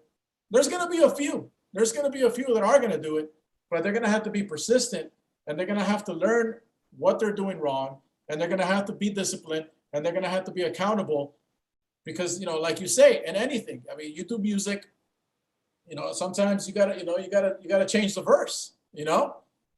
Even if it took you, you know, an hour to write it, sometimes you have to change it. You gotta be real with yourself and be like, this ain't good enough, you know. And your ego's gotta check itself at the door, you know, because if not, you're gonna get humbled real quick, you know. Whether it be, and you know, it's just, I don't know, man. But yeah, as far as betting is concerned, you know, Raza's got to learn how to make better bets when it comes to decision making. All right, so we haven't. One more thing, Flo. We haven't discussed addiction within gambling. Okay. Let's go over that real quick before we change the topic. Now, have you come across people that are super like just like it's like they're on fucking smack while they're out there and shit? I mean, at one point, I would consider myself an addict. You know, I think if I know I was addicted to roulette because I used to play it online, and I used to play it with credit cards. So that's how I knew that I was. Shit. So that's how I knew that I was addicted. You know, and the only person that knew about this was my youngest brother because he would sleep in the same room and he would hear me banging the keyboard. when I would lose my fucking money. So, at that point, I'll be honest with you. I was addicted when I first got out here. The timing wasn't the best, and I ended up losing my entire savings account, which wasn't much, but it was $15,000. I lost it all, but it wasn't because of that. It was a combination of betting on stuff that I didn't know. And the reason I was doing that was because I was desperate. I couldn't find a job. And basically like me and my girl were surviving on our savings account. That's what we were living off of. So, when there's no income coming in and you've got the rent due, well, you still have to pay it. You know what I mean? So as I started seeing the numbers go down in my bank account, it was like, well, I got to bet something. I got to be able to defend myself. And I started betting soccer, and I just got fucking killed. And then when I started losing my money, I started chasing my money back, which is the worst thing, on baseball. And I got smoked even more, to the point that we eventually got an eviction letter on our door. Oh shit! Like if we didn't pay, and within 7 days they were gonna call the police and have us get evicted. And I still have that letter at home. I still have it. I kept it as a souvenir, because I feel like everything happens for a reason. It was probably one of the best things that could have happened, because it led to a lot of self-reflection as far as addiction, and as far as money management. Managing your money. When you're betting your rent money, you're addicted. When you're betting your credit cards, you're addicted. It was a rough time, but I love it. Like, I love knowing that I use it as fuel. Like, if you were able to get past that, get past this next thing, so it's kind of like that story from Cortez. I don't know if it's legit or not. When he was about to go invade the Aztecs, and he decided to burn down the ships, so his men didn't have a way to go home. That type of deal. Okay. But it's kind of like he forced himself to win. It's kind of like, this is where we're at, this is where we're going to be, and we're going to have to find a way to win. So as far as addiction and others, I've seen plenty of it. And I'll tell you one of the craziest stories, if you guys want to hear it. Yeah. See this little bag of chips? Mm-hmm. This will probably run you for like $1, right? Maybe 50 cents or whatever. So there was this one guy. He was a former tennis player. He was a customer every day. He was there every day, and he had money. Like, the guy had bank. Every day he would bet, I want to say, at least $2,000, $3,000 a game per day. And you're talking about, maybe 3 games per day. And the guy got on such a bad losing streak that I couldn't believe what he did next. He came over to me, and this is when I was selling tickets. Like, I would sit back behind a counter and create the ticket where the bets are on. And he comes up to me. He's like, I need to win. Like, I need to win bad. Like, I keep losing. Like, I just need to know how it feels to win. So, so he's like, give me a winner. I'm like, I cannot give you a pick. Like, as a worker, I'm not allowed to do that. Like, you bet what you want to bet. You know what I mean?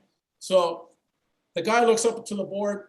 He finds this game where you have a team that's minus, I think it was like minus 10,000 favorite. And if you guys don't know what that means, minus 10,000 means you have to drop $10,000. So you have to risk $10,000 to win $100.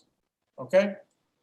So this dude, thinking this is a safe bet, because the team, he was betting what they call live betting, which means you're betting the game while the game is actually already playing.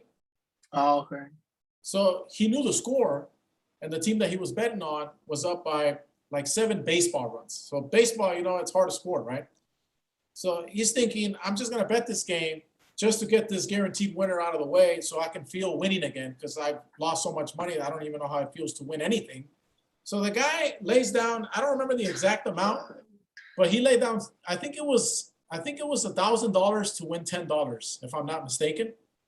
So he risked $10,000 out of his pocket to win $10 on a guaranteed winner that was up by 7 in the bottom of the 8th inning. So he's thinking all I need is 3 outs and I'm going to win my bet. Well, the 3 outs never came. The team that was losing ended up coming back. Don's fucking And he ended up losing. So then I told him, I was like, dude, if you needed a bag of chips that bad, I can give you $1 for my fucking tip cup. You know, like, you know, why would you risk $1,000 to win $10? Like, it just didn't make any sense. So the guy comes back to me. He's like, you think I'm an idiot, huh? I'm like, I'm not going to say yes, and I'm not going to say no. coming. You know, but I've seen guys lose, you know, lose their entire bank account. They, you know, that when they first started betting, they would come in and they would dress sharply, and then after a few months, they look like a homeless guy, and you know, their entire image would just change. There was a dude that got his truck stolen, but by trusting a fellow bettor that had lost his ass and needed money. So the guy, you know, he borrowed his truck to go get some food for them. The truck never came back. The guy left. And then trip out on this.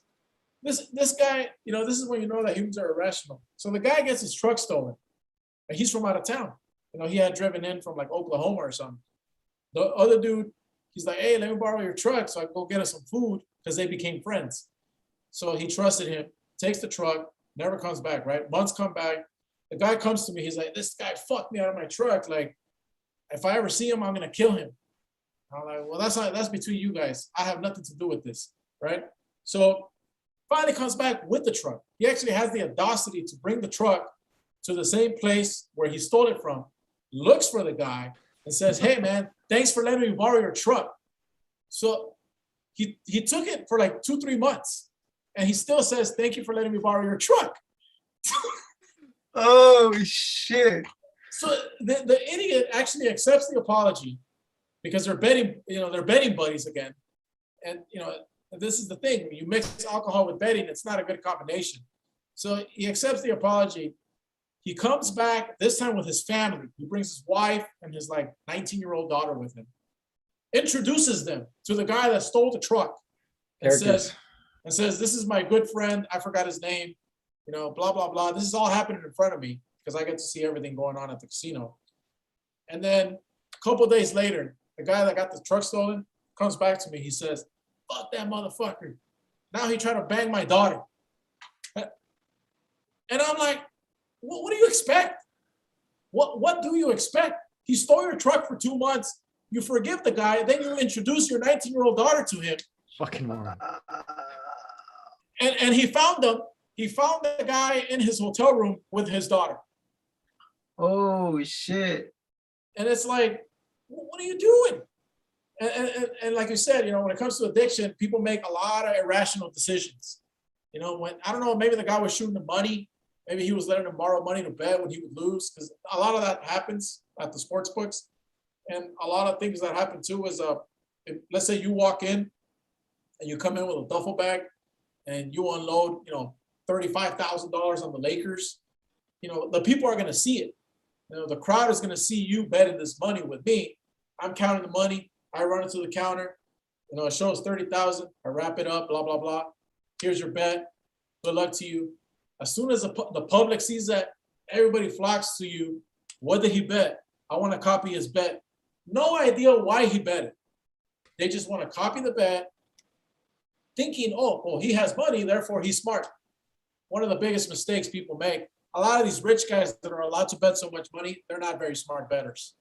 You know, they're smart at whatever they do in business, but as far as making bets, a lot of them, you know, there's a reason why Vegas will publicize their bets. You know, they'll put it on Twitter like, oh, we just took 500,000 from this one player at the MGM Grand, because they want the crowd to follow that bet because they feel good about the other side. So, you know, there's a lot. And of course, the addicts, they look at the big piece of money. They're like, oh, we got to chase that bread. So let me go make that bet, because if he's willing to take that chance, why shouldn't I go all in with my savings account? And here comes the addict. And then the savings account gets wiped. He doesn't have a business. Little do they know, this guy's a surgeon, a brain surgeon, a doctor. You know, these guys are making money like nothing. So 100,000 to them, they can take that L. I mean, I'm sure you got a shitload of stories about gambling. That could be a whole different episode. We can talk about, all the stuff that he's been through, he's seen. I mean, he's told me a bunch of stories. They're always fucking hilarious. But, it is 10 o'clock and I do want to wrap it up, Yeah. and, so I want to say thanks for coming in and being the first guest, on this and, really sharing some knowledge. This is the whole point of doing season 2 is to bring in guests, who have different experiences from us and really just talk about, their experience and, how they can provide help for people, so this is an avenue, right? So if you like sports, and if you like taking some risks, sports gambling, it might be for you. You know what I mean? I mean, that's his thing. Like I said, he's been able to at least make some money out of it. So I'm glad that he came on here and talked about that. And obviously he's my brother. So I might be a little biased about that. But I mean, Brown. I mean, I'm sure you learn a lot just from having him today. Man. So what are your thoughts on that, man? Yeah, man. Last thoughts on this, man. That Raza as Raza, man, coming from, especially like myself, coming from traditional parents that are not risk takers, but they cross the border, but they preach the non-risk taking activities. But I say in life, you pretty much are risking your daily, as you live, you're risking things. If you don't think about it, you're risking things. Like, say you're a kid and you're just going to school, you're in high school, whatever. By, that thought of like, oh, maybe if I skip one day of school, if I just, leave after lunch and don't come back, that's a risk. That's a risk because a lot can happen off of, either nothing can happen or a lot can happen off of you, skipping school. Just that simple decision. You know what I mean? And about life, as you get older, you see the risk gets more intense. The risk is higher. You know what I mean? So, say you wanted to do the same thing at your job. After lunch, I'm not gonna come back today. Fuck that. You know what I mean? You get fucking fired, bro. Actually did do something like that. That's another story though. He did something like that. You walked out of the job. Some motherfuckers done a shitload of stuff. But you know what I mean? So that's what I'm saying, bro. So like, we have to take risks, but calculated risks, smart risks. We have to know when is the right time to take the risk. Are we at a mature level in our lives that we can actually take these risks of the next level in our lives? Or do we still need some improvement? Because like I always say, everyone's a work in progress. You know what I mean? Everyone's under construction. You know what I mean? We all need some kind of help of something. We're not fucking robots. You know what I mean? We need help for something, So it's like, what is that risk that you're willing to take in your life? My risk right now is investing in my music, investing in all the things, all the creative things that I'm doing, investing in my kids, making sure that they're doing, because I got them into different programs and stuff. So I'm investing in them, investing in me. My wife is doing some stuff too. So with our money, we're investing in that. You know what I mean? So that's another risk, because either something great can kind of come out of that, or maybe it might just stay the same, but it's a risk nonetheless. So that's what I say. My last words, just for Raza to take that next level. If they're ready for it, risk it. And if you're willing to risk it all, go for it. But make sure that you're willing to take the repercussions or, whatever comes with it. That's right. And that risk, that I've been taking, and putting myself out there with this. I mean, when we first talked about doing this podcast, we knew what we were getting ourselves into. Like I said, a lot of our topics are pretty controversial. This one really isn't, it's just more like, giving people knowledge. But when I started doing this, my brother was like, "Bro, like, are you trying to fucking get fired or something? Like, what's going on? Like, why are you doing this shit? And my response to that was, I was just tired of fucking seeing all these narratives that are really just keeping us crippled. And we're so focused on the negative shit that it doesn't allow us to focus on things that could actually help us out, right? So that's the risk that I'm taking, and especially working, in a nonprofit, where the majority of my fellow workers are liberal or left leaning. You know what I mean? Like, like it's a risk that I'm willing to take, though. I mean, because I'm not somebody who's going to keep things to themselves. You know what I mean? So that's what I got to say. So last words for you, 725. Basically, kind of like what Brown touched on. Like if you also have if you're gonna take any type of risk, uh, you gotta be able to, before you take the risk, you gotta be able to ask yourself and be honest with yourself. Are you willing to be okay with the worst outcome? Because anybody can take a risk, and anybody can take any kind of risk, but are you willing to deal with the outcome if it turns out horribly, you know? And if the answer is no, then that risk is not, it's not worth for you. Now, as far as sports betting, if anybody is interested in getting into sports betting, the only advice I'm going to give you is that you are going to have to learn how to control your emotions, because once emotions start making the bets and it's not your brain, then you lost it already. You're not playing the game anymore. The game is playing you. So that's one thing that you're gonna have to master, the control of emotions, and you're gonna have to grind away. Like, it's not, you don't just shit winners out of bed, like out of your ass. Like, they don't just, you don't just wake up one day and say, oh yeah, the winner came from the sky. Like, it can happen for a week. It might even happen for a month, and you might be thinking you're untouchable, and then before you know it, you can't hit anything. You go cold as ice, and if you can't stomach getting smoked, that's what's going to separate you from being able to chip away in the long term. Because at the end of the day, short-term success comes and goes, and anybody can have it. You can have a good run, but when things start falling apart, how are you going to react? And my favorite line is from Mike Tyson when he says, everybody has a plan till they get punched in the face. Yeah. Everybody has a plan, till they get hit. So it's kind of like, well, how do you make adjustments? And you're always going to have to make adjustments, whether you're taking a risk in music, whether you're taking a risk in sports betting, or even in your education path. Maybe you want to change your major. Maybe you don't want to do that anymore, and you're going to have to add 2 years to your schooling. There's nothing wrong with that. There's nothing wrong with saying I was wrong. If anything, that's probably the best thing. And we shouldn't frown upon failure too. When we fail, we learn, if we're willing to learn. When we win, we don't learn anything because we feel like we did it right. Why would you check what you did when you won? I'm doing it right, so I feel on top of the world. But even you gotta accept failure. You gotta embrace it, and you gotta be willing to learn. And like you said, you gotta have discipline. You gotta have accountability, whether it be sports betting or any career choice, any risk you're willing to take. And yeah, it was good to be on. It was good to be on the episode. It was fun having a conversation. The questions were pretty good. That's all for me. Oh, the last thing I do want to say though, since it is Raza stand, Well, where can you follow you? Where can they follow you on Instagram or? I'm not really concerned about that, but you guys, since it is a Raza podcast, make sure to follow Norteñas con Sax. Norteñas con Sax. That's my cousin's Instagram.